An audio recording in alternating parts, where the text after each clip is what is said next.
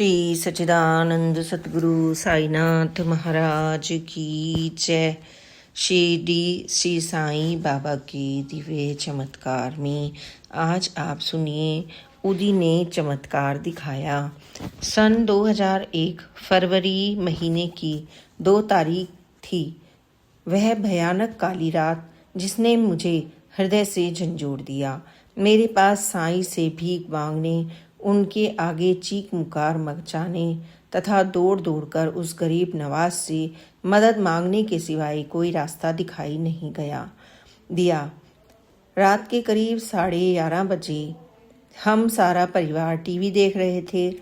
इतने में मेरे पति बाथरूम गए। कुछ ही मिनटों में गिरने की आवाज़ आई। मैंने दौड़कर बाथरूम का दरवाज़ा खोला और देखा कि मेरे पति फर्श पर गिरे पड़े हैं और उनके मुंह से झाग निकल रही है और शरीर का बायां हिस्सा टेढ़ा मेढ़ा हो रहा था। मैंने बच्चों को आवाज़ दी। एक बेटा बायां पैर पकड़े रहा, दूसरे ने पानी उनके मुंह में डालना शुरू किया, पर पानी अंदर नहीं जा रहा था। बेटिया ने तत्काल जयपुर गोल्डन अस्पताल में फ़ोन कर एम्बुलेंस को भेजने के लिए कहा।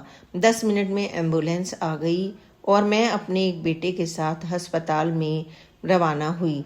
मैं जोर से चीखने लगी, साईं प्रकट हो, तुम मेरा सुहाग मुझसे कैसे छीन सकते हो? अपना चमत्कार दिखाओ, प्रकट हो। मैं सच्चे हृदय से आपको पुकार रही हूँ। हे गरीब नवाज, मेरी मदद करो, मेरी लाज बचाओ। सारे रास्ते यही गूंज चल रही थी। इधर मेरे पति की हालत तो और बिगड़ती जा रही थी। आशा की किरण साईं नाम पर ही टिकी थी। मेरा हृदय अंदर से कह रहा था कि कुछ नहीं होगा, पर मन मान नहीं रहा था। इतने में अस्पताल हम पहुंच गए। इमरजेंसी वार्ड में उनका फौरन चेकअप शुरू हुआ। पता नहीं कहां से डॉक्टरों की पूरी टीम आ पहुंची और 10 मिनट में ही चेकअप पूरा होने के बाद उन्होंने कहा कि इन्हें ब्रेन हैमरेज हुआ है और पैरालिसिस का अटैक भी हुआ है, जिसके कारण शरीर का बायां हिस्सा खत्म हो गया है, ये काम नहीं कर रहा है। इन्हें फौरन आईसीयू में ले जाना पड़ेगा। हालत बहुत गंभीर थी। हम तो कोशिश ही कर सकते थे, बाकी सब कुछ तो ईश्वर के हाथ में था। इतना सुनना था कि मैं फूट फूट कर रो पड़ी। मेरा बेटा जो उस समय मेरे साथ था, उसने मुझे संभाला और कहने लगा, मम्मी आपके साईं आपके साथ हैं। यह एक झटका है, तूफान थम जाएगा और वे कृपालु हैं। आप कहती हो कि फिर भगवान इस भक्त की पुकार कैसे नहीं सुनेंगे। श्रद्धा रखो, सब्र से काम लो, साईं साईं कहो। मेरे पति को आईसीयू में ले गए और डॉक्टरों ने उपचार शुरू कर दिया। मेरे बेटे ने कहा, सोनू घर से बाबा की उदी ले आओ, मुझे विश्वास है कि उससे तेरे पापा ठीक हो जाएंगे। मेरे गले से साईं का लॉकेट था, उसे मुट्ठी में मैंने भींच लिया और बाबा से शक्ति मांगने लगी। बाबा मुझे शक्ति दो, मुझे साहस दो, अपनी करुणा का सागर उड़ेल दो। कुछ समय बाद बेटा उदी लेकर वापस आया। मैंने देखा जो डॉक्टर मेरे पति को देखने गए थे वे आईसीयू से बाहर निकल रहे थे। मैंने उनसे अपने पति का हाल पूछा। वे कहने लगे, पेशेंट तो सीरियस हैं, अभी कुछ भी कहना उचित नहीं होगा। तब मैंने आग्रह किया, डॉक्टर आप एक बार मुझे अंदर जाकर देखने दीजिए। उन्होंने कहा, आईसीयू में आप नहीं जा सकती। मेरे बार बार आग्रह करने पर मजबूरन उन्होंने अंदर से नर्स को बुलाया और कहा कि इन्हें इनके पति को एक बार देखने दो, जल्दी बाहर आना। ऐसा कहकर वे चले गए। मैंने मुट्ठी में ऊँधी ले रखी थी, जिसे अंदर पहुंचते ही लपक कर उनके पास गई और सिर तथा बाएं हिस्से पर जल्दी से ऊँधी मल दी और निर्मल मन से रोते हुए पुकारा, बाबा अपना चमत्कार दिखाना। तुमने कहा है कि निर्मल और सच्चे मन से जब और जहाँ भी पुकारोगे मैं तुम्हारी सहायता करने आऊँगा। मेरा विश्वास न तोड़ना। मैंने तुम्हारे चरण पकड़ रखे हैं और इन्हें तब तक नहीं छोड़ूंगी जब तक तुम इन शिथिल अंगों में गति नहीं डालोगे। मुझे विश्वास ही नहीं, पूर्ण विश्वास है कि आप मेरी सहायता करोगे, क्योंकि तुम्हारे दया के सागर में कोई कमी नहीं। अपनी रहमत की वर्षा बरसाओ। साईं ने मेरी पुकार सुनी और 3 घंटों के अंदर ही शिथिल अंगों ने काम करना शुरू कर दिया। कैट स्कैन दोबारा किया गया तो ब्रेन भी नॉर्मल हो रहा था। दवा व दुआ दोनों ही अपना असर दिखा रही थी। अंदर से वो नर्स जब बाहर आई, मैंने पूछा, मैडम मेरे पति कैसे हैं? उसका उत्तर था, आप तो बहुत किस्मत वाली हैं।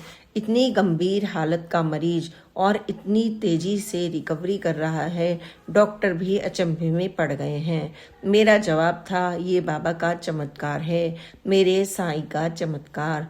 मैंने मन ही मन बाबा को धन्यवाद किया और बेटे से बोला, देखो बेटा, मेरे साईं का चमत्कार। उनके घर में देर है, अंधेर नहीं। वो भक्तों की सच्ची पुकार सुनकर दौड़े चले आते हैं। सावित्री शर्मा, प्रीतमपुरा, नई दिल्ली। श्री सच्चिदानंद सतगुरु साईनाथ महाराज की जय। अब एक अन्य कथा का श्रवण करें। Criminal case. बम्बई की एक फर्म में के कैशियर ने अपनी फर्म की बहुत सारी धनराशि का गबन कर लिया और शिरडी भाग गया, यह सोचकर कि वहां उसे कोई पकड़ नहीं सकेगा। उसकी गिरफ्तारी का वारंट हो गया। उस फर्म के मैनेजर को ही उस वारंट को दोषी तक पहुंचाने की जिम्मेदारी दी गई। उसने कई स्थानों पर उस कैशियर को ढूंढा और उसे नहीं पा सका। मैनेजर साईं बाबा का भक्त था। उसे खोज न पाने से निराश होकर वह शिरडी बाबा के इस घटना को बताने के लिए आए। उसे यह देखकर आश्चर्य हुआ कि वह गबनकारी कैशियर बाबा के चरणों की मालिश कर रहा है। कैशियर फर्म के मैनेजर को देखकर भौचक्का हो गया और बाबा से विनती करने लगा कि वह उसके अपराध के लिए उसे माफ़ करवा दें।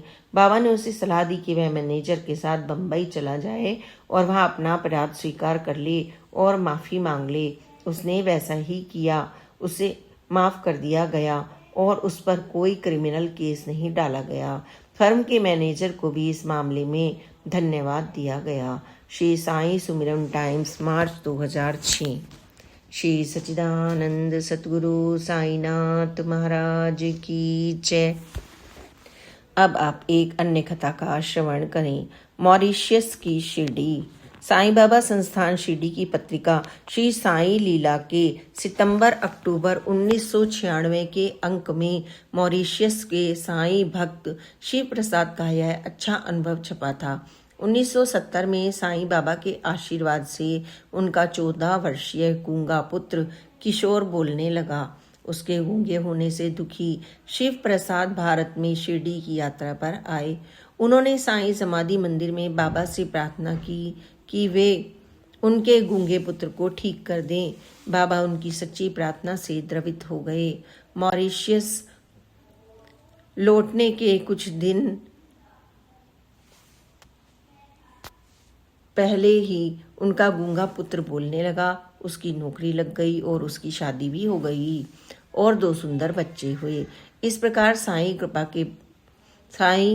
कृपा के बदले में उन्होंने 1971 में अपने ही घर में, जो क्योर पाइप स्थान है, साईं बाबा का मंदिर स्थापित किया, जहां हजारों मॉरिशस वासी और अन्य लोग साईं बाबा से प्रार्थना करने व उनकी कृपा पाने को आते हैं। 1996 में शिव प्रसाद 81 वर्ष के थे। उनका साईं बाबा का मंदिर मॉरिशस की शिरडी कहलाता है। श्री सच्चिदानंद सतगुरु साईनाथ महाराज की जय। Please like, subscribe and share this channel. Om Sai Ram, Jai Sai Ram, Om Sai Ram.